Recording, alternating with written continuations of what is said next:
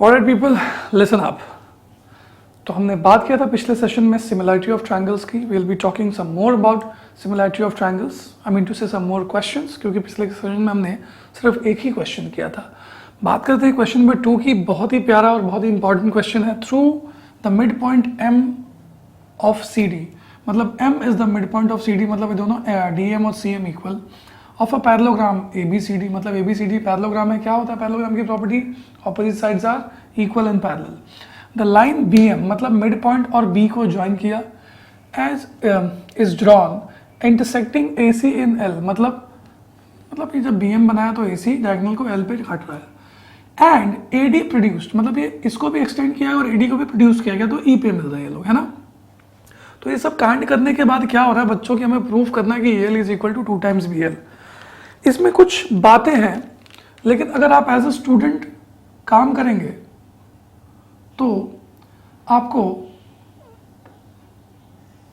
सबसे पहले आपके दिमाग में क्या आएगा, मैं उस हिसाब से सॉल्यूशन कर रहा हूँ। सॉल्यूशन तो मेरे को बाय हार्ट है, लेकिन कुछ आपके दिमाग में क्या आएगा कि सर हम सिमिलैरिटी पढ़ रहे हैं, ई एल और बी एल में रिलेशन चाहिए। तो सर ई एल और बी एल में रिलेशन चाहिए, तो सर ई एल कौन से ट्रायंगल में, ए एल ई, और बी एल कौन से ट्रायंगल में है, बी एल सी। तो इन दोनों ट्रायंगल्स को अगर हम सिमिलर प्रूफ करेंगे तो शायद ई एल और बी एल में कुछ रिलेशन आएगा। तो भाई चलो करते हैं। क्या?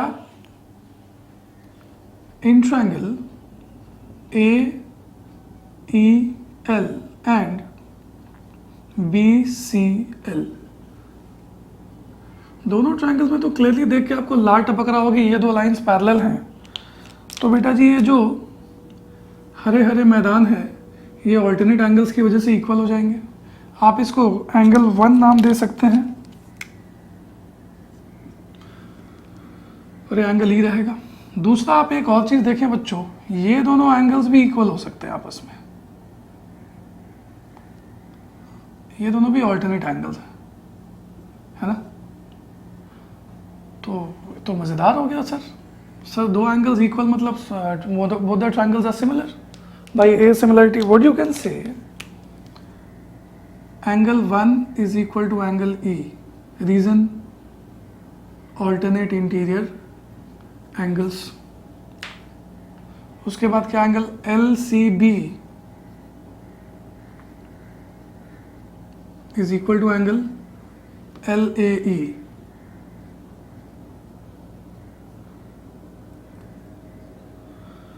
ये भी तो सेम रीजन होगा। तो what you can say, therefore triangle, देखो थोड़ा टिक एंड क्रॉस कर लेते हैं। टिक एंड क्रॉस क्या, ये इसके बराबर है, ये इसके बराबर है, तो बाकी बचा दोनों वर्टिकली ऑपोजिट ही हुए। तो क्या लिखेंगे इसमें, triangle A L E similar to triangle A, angle C इसके बराबर है, मतलब इसके एंगल सी के बराबर है, दोनों का एल सेम है और E is equal to B, तो ट्रायंगल सी एल बी। और यहाँ पे बाजू में लिख दो बाई ए ए सिमिलैरिटी। अब ए ए सिमिलैरिटी से दोनों सिमिलर हो गए, तो sir A L by C L is equal to L E, मतलब ई एल जो अपने को प्रूफ करना है, एल बी मतलब B L is equal to A E by B C, C B. A C B क्या फर्क पड़ता है ना, एक ही बात है। तो मैं उल्टा कर दूंगा तो तुम सुमित से अमित थोड़ी ना हो जाओगे, है ना। बीसी यार क्या हो जाता है मुझे, बीसी। सर ये तो आपने कर दिया, लेकिन अभी ई एल बी एल भी मिल गया, लेकिन इनमें से किसी एक की तो वैल्यू अपने को पता होनी चाहिए, किसी दो में तो रिलेशन होगा। अब ढूंढेंगे ए ई और बी सी में रिलेशन, ए ई बी सी। सर ये और ये इक्वल है, और ये कौन से ट्रायंगल में है, डी एम ई में, ये कौन से ट्रायंगल में है, बी एम सी में। इन दोनों ट्रायंगल्स को अपन इक्वल कॉन्ग्रुएंट प्रूफ कर सकते हैं सर। उससे क्या होगा, आओ देखते हैं क्या होगा। सॉल्यूशन यहां से लेते हैं और सॉल्यूशन में क्या करते हैं, in triangle B M C and D M E, दोनों में क्या क्या इक्वल है। सबसे पहले तो angle 1 is equal to angle E, as always alternate interior angles. दूसरा क्या भाई, सर ये वाला एंगल और ये वाला एंगल मजबूती के साथ वर्टिकली ऑपोजिट एंगल हो जाएगा, angle B M C is equal to angle D M E. देखो कितना प्यार से क्वेश्चन सॉल्व हो जाता है। वर्टिकली ऑपोजिट एंगल है ना, मस्के में है ना, बंदर की तरह उछलते रहो, क्वेश्चन सॉल्व होता रहेगा। और कुछ sir, C M is equal to D M. क्यों भाई? M is the mid point, है ना, मस्के में निकला है क्वेश्चन। एंगल एंगल साइड से both the triangles become congruent. तो what you can say, therefore triangle B M C becomes congruent to triangle EMD। Sir इनके कॉन्ग्रुएंट से हमें क्या मिला? अरे मिलेगा बांगड़ू, बहुत कुछ मिलता है। जब दोनों ट्रायंगल्स कॉन्ग्रुएंट हुए तो क्या हो जाएगा sir? BC is equal to D। काहे भैया? तो BC is equal to D काहे होएगा? वो इसलिए होगा बेटा क्योंकि CPCT नाम की चिड़िया होती है, उड़ाते हैं इसको, CPCT, है ना। BC is equal to D। Sir BC और D का इक्वल होने से क्या फ़र्क पड़ता है? देखो फ़र्क पड़ता है, फ़र्क ये पड़ता है कि BC is equal to D है, एंड एक बात नाउ यहाँ से लेते हैं। Sir BC is equal to DE हमने अभी प्रूव किया। सर BC जो है ना वो AD के भी इक्वल है ना, ऑपोजिट साइड्स ऑफ पैरेललोग्राम। आप लिख लीजिएगा, है ना, ठीक है। अगर आप दोनों को ऐड करें तो क्या हो जाएगा? 2 times BC is equal to DE plus AD क्या हो जाता है? AE, है ना बच्चों। Oh my God, so sir A is equal to 2 times BC हो गया। कुछ तो होगा सर। देखो अब इन दो पपलुओं को एक साथ लाओ, ले आओ भाई। Now what you can say, sir ji EL by BL is equal to AE by BC। Sir EL by BL, AE को क्या लिखेंगे? 2 टाइम्स BC, और ये तो पहले से BC था, BC उड़े, ये 2:1 हुआ। अब बहुत ही खुशी के साथ, अरे यही तो मुझे गड़बड़ हो जाती है, ऐसा नहीं करना चाहिए, गलत बात है। तो EL को उधर भेजो, ये 1 हो जाएगा नीचे, तो 2 से मल्टीप्लाई हो गए तो सर 2BL हो गया। ओ हो, यही प्रूफ करना था हमको, है ना। खुशी के साथ नोट करें। Coming to question number 3, a vertical stick 12 meter casts a shadow of 8 meter on the ground. At the same time, the tower casts a shadow of 40 meter on the ground. Find the height of the tower. ये basically angular elevation का question है। कहने का मतलब ये है कि अगर सूरज की रोशनी पड़ रही है किसी भी वर्टिकल चीज़ पे, तो उसका जो ग्राउंड के साथ जो एंगल ऑफ एलिवेशन होगा, मान लो एक स्टिक हो, चाहे एक रॉड हो, या फिर एक बहुत बड़ा टावर हो, जो एंगुलर एलिवेशन होगा वो दोनों एंगल का सेम होगा। By the law of reflection, light का रूल होता है ये। देखें ज़रा, कहने का मतलब है कि देखिए सिंपल समझिए, एक ये टावर है, एक ये स्टिक है 12 मीटर का, है ना। ये शैडो बना रहा है कितने का? 8 मीटर, है ना। तो ये जो शैडो और ये जो टिप है, इन दोनों को ज्वाइन करेंगे तो ये हो जाता है एंगल ऑफ एलिवेशन, है ना। मान लो ये एंगल थीटा है ना। वैसे ही अगर ये एक टावर और है, एक टावर है मान लो, और ये शैडो बना रहा है कितना? 40 मीटर्स का, है ना। अब सेम टाइम होगा तो अगर इसको ज्वाइन करेंगे तो इसका एंगल ऑफ एलिवेशन ये हो जाएगा। अगर सोर्स ऑफ लाइट सेम है और सेम टाइम है तो दो वर्टिकल चीज़ों का जो एंगल ऑफ एलिवेशन होता है वो सेम होता है ना। लाइट का नियम है ये। तो आप कह सकते हैं कि मान लीजिए PQR ट्रायंगल हो गया और ये ABC ट्रायंगल हो गया। आप देखें कि in triangle PQR and ABC क्या क्या चीज़ें इक्वल होगा। Sir angle B is equal to angle Q 90 degree, कोई भी चीज़ 90 डिग्री से ज़मीन पे खड़ी होती है। Angle C is equal to angle R, क्यों भाई? Angular elevation. ऑफ सन ले लेते हैं, मान लो सूरज ही है, तो therefore what you can say by A similarity triangle A B C similar to triangle P Q R.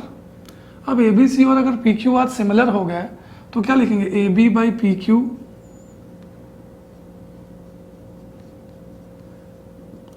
Is equal to B C by Q R is equal to A C by P are.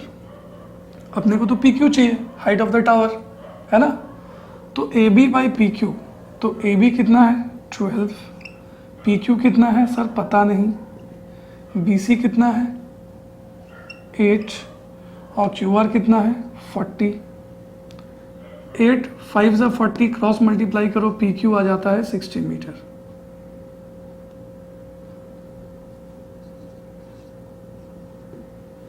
यानी कि height of the tower है 60 metre. थोड़ा एक alternate way भी है trigonometry से, दोनों का एंगल थीटा है, तो अगर हम बात करें टैन थीटा की, तो टैन थीटा क्या हो जाएगा, A B by B C, मतलब 12/8 या साइन ट्रायंगल ए बी सी।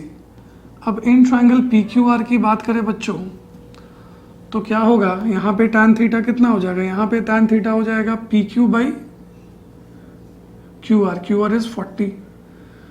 तो आप तो जानते हैं बच्चों, love is God, love is blind, so God is blind. From one and two what you can say, P Q by 40 is equal to 12/8, 8 5 ज़ा 40 cross multiply करो, P Q is equal to 60 metres. उम्मीद करता हूँ बात आपको समझ में आई होगी। क्वेश्चन ठीक ठाक है ना, बहुत 1 या 2 मार्क्स के लिए क्वेश्चन आता है, नोट करें। Alright people, coming to question number 4. In figure QT by PR, QT by PR is equal to QR by QS. Angle 1 is equal to angle 2. You have to prove PQS similar to TQR. ठीक है, चलिए क्या है बच्चों, solution कहाँ से, यहीं से करते हैं। आप देखें angle 1 is equal to angle 2, therefore in triangle P Q R, P Q will be equal to P R, है ना, sides opposite to equal angles, है ना। अब देखो सिंपल ना, पी क्यू आर एक ट्रायंगल है, बाकी सब कुछ को ऐसे भूल जाओ 2 मिनट के लिए। तो आप देखो अगर ये और ये एंगल बेस एंगल्स इक्वल है तो आइसोसेलेस हो गया ना, तो P Q is equal to P R हो गया, है ना। ये फिगर फिर से बना दें अपन,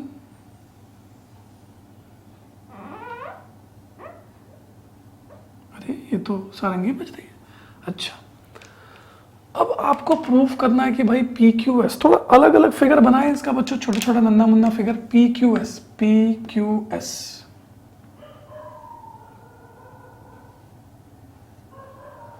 पी क्यू एस। कभी भी ऐसा डिजॉल्व फिगर हो ना तो अलग अलग एक बार फिगर बना लेना चाहिए ताकि आपको क्वेश्चन का एग्जैक्ट आइडिया मिले, है ना। फिर टी क्यू आर, थोड़ा बड़ा बना देते हैं इसको, टी क्यू आर। आप ध्यान दीजिए बच्चों, पी क्यू एस एंगल 1 है, टी क्यू आर ये भी एंगल 1 ही है, तो दोनों में तो एंगल 1 कॉमन हो गया, है ना।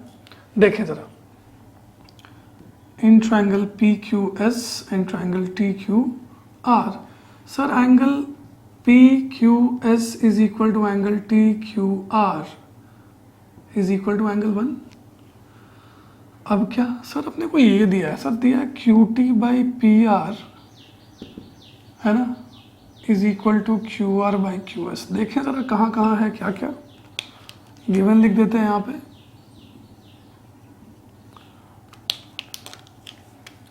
Q T okay by P are, नहीं है कहीं पी आर, चलो जान दो। उसके बाद Q R by Q S, sir Q R by Q S is equal to Q T by P Q होता तो मज़ा आता, लेकिन ये नालायक पी आर अपना काम खराब कर रहा है, होना चाहिए था पी क्यू, है ना। Sir Q T by P Q. Sir P R तो पी क्यू के इक्वल इधर प्रूव किया हमने, इसीलिए एंगल 1 इक्वल टू एंगल 2 दिया था। तो sir ji what you can say this, और what you can say sir Q T by P R के बदले अपन लिखेंगे P Q is equal to Q R by Q S. क्यों? Since P Q is equal to P R. कितनी बार लिखे sir? ये तो हो गया एंगल साइड एंगल से both the triangles become similar, therefore what you can say by S A S side angle side triangle P Q S similar to triangle T Q R. उम्मीद करता हूं बात आपको समझ में आ गई होगी, है ना? नोट करें।